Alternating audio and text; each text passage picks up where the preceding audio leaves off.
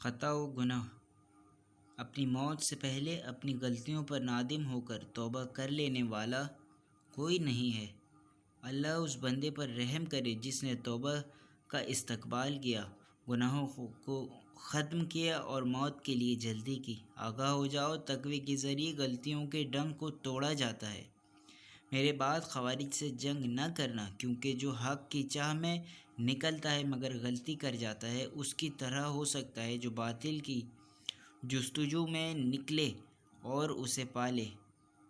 گمراہ لوگ ہر طرح کی غلطیوں کے ذخیرے اور گمراہیوں کی تاریکیوں میں داخلے کے دروازے ہوتے ہیں۔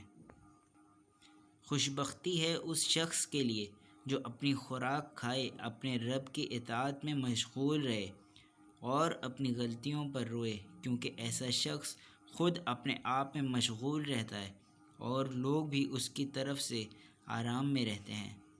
جو دوسروں کی آراء کا سامنا کرنا پسند کرتا ہے وہ اپنی غلطیوں سے واقف ہو جاتا ہے۔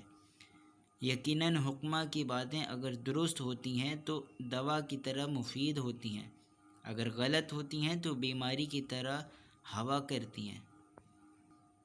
جو اپنی غلطیوں کو بھلا دیتا ہے وہ دوسروں کی غلطیوں کو بہت بڑی تصور کرتا ہے۔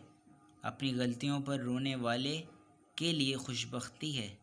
3 چیزیں نجات دہندہ ہیں: اپنی زبان کو روکے رکھنا، اپنی غلطیوں پر رونا، خود اپنے لیے اپنا ہی گھر کافی ہونا۔